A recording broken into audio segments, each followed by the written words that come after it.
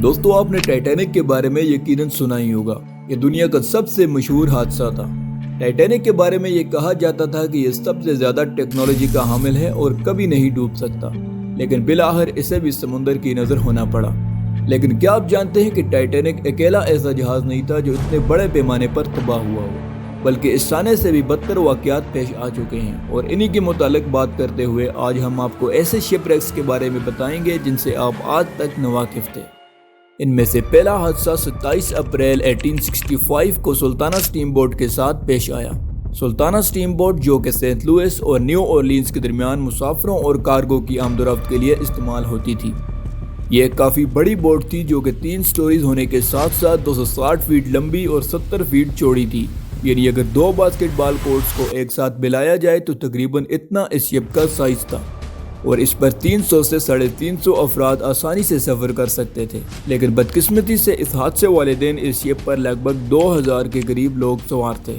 तो हुआ कुछ यूँ कि 23 अप्रैल को जब ये अपनी रूटीन के मुताबिक न्यू ऑरलीन्स से सफ़र कर रही थी तो इसके बॉयलर में कुछ गड़बड़ हो गई, जिसे रिपेयर करने के लिए काफ़ी ज़्यादा वक्त दरकार था। इसी दौरान इस शिप के कैप्टन जेम्स को एक ऐसे मौके के बारे में इल्म हुआ जिससे वो ढेर सारे पैसे कमा सकता था, और इसके लिए इसे साबिक कैदियों के एक ग्रुप को नॉर्थ यानी शुमाल की तरफ पहुंचाना था। क्योंकि शिप को मुकम्मल तौर पर रिपेयर करने के लिए बहुत ज़्यादा वक्त दरकार था, लेकिन जेम्स को ये डर था कि कहीं ये काम उसके किसी हरीफ को न मिल जाए। लिहाजा उसने खराब बॉयलर के साथ ही इस काम को करना मुनासिब समझा। तो अब दरिया के बुरे हालात, खराब बॉयलर, कैपेसिटी से ज़्यादा मुसाफिर और लाइफ बोट्स की कमी जैसी चीज़ों की वजह से इस बोट का आने वाला सफ़र बहुत मुश्किल नज़र आ रहा था। लेकिन इन सब चीज़ों के अलावा एक और ऐसी चीज़ थी जो इन सब से ज़्यादा मजबूत थी, और वो थी ज़्यादा पैसे कमाने की ख्वाहिश। सुल्ताना बोट ने अपना सफ़र शुरू किया और 2 दिन तक दरिया में चलती रही। लेकिन इसी दौरान दरिया को एक बहुत ही बड़े और तबाहकुन तूफान ने अपनी लपेट में ले लिया।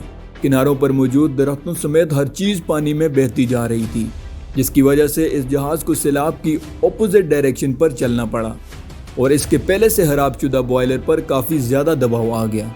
लेकिन जैसे तैसे करके ये मेम्फिस नामी एक जगह पर पहुंची, जहां इसमें मजीद 120 टन चीनी और 200 मुसाफिरों को लाद दिया गया। अब इसमें पहले से कई गुना ज़्यादा वजन था, लेकिन इसके बावजूद जहाज़ ने अपना खतरनाक सफ़र जारी रखा। अब रात के 2 बजे के करीब जहाज़ का बॉयलर, जो कि पहले से खराब था, मजीद बोझ बर्दाश्त न कर सका और अचानक फट गया, जिसके बाद हर तरफ आग थी।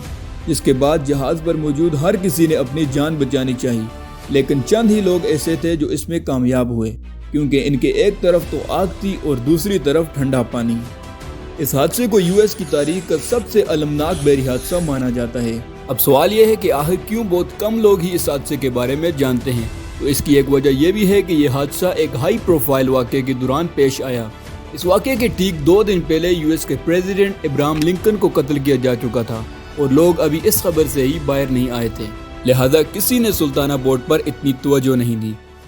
सुल्ताना बोट के बाद बारी आती है दोने पाज नामी एक शिप की, जिसे डेथ्स के लिहाज से तारीख की गजबनाक समुद्री आफात में से एक माना जाता है।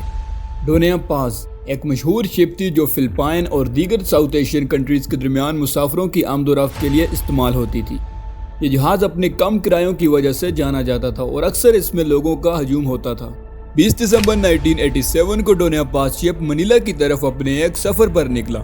इस दौरान इसमें तकरीबन 4000 के करीब लोग सवार थे, लेकिन अचानक ये एक ऑयल टैंकर से टकरा गया जो लगभग 1000 टन पेट्रोल और दूसरी पेट्रोलियम प्रोडक्ट्स ले जा रहा था, और फिर आग ने टैंकर और जहाज़ दोनों को अपनी लपेट में ले लिया, जिसके बाद जहाज़ पर सवार लोगों को नाकाबिले तसव्वुर तबाही का सामना करना पड़ा। सिर्फ चंद लोग ऐसे थे जो अपनी जान बचाने में कामयाब हुए।